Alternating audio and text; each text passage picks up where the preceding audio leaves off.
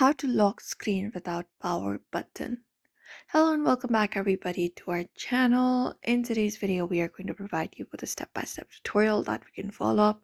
In order to do so without any delay, let's just dive right into the video and get started with the solutions. So the first thing we can do is we can use assistive accessibility menu, which is the best and easy method. So open up the settings application on your device for that and directly head over to the accessibility section.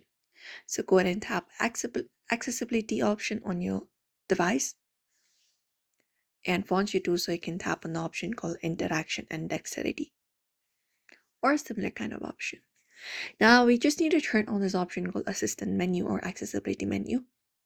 And when we do, we can tap on allow and we'll be seeing a floating menu on our screen, a button on our screen.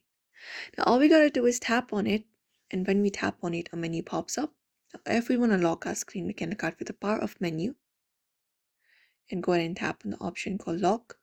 Otherwise, directly look out for the lock option as well. Screen off, something similar. Again, just go and tap on that option, and that way your screen will be locked. You do not need any power button for that. That is one of the methods available.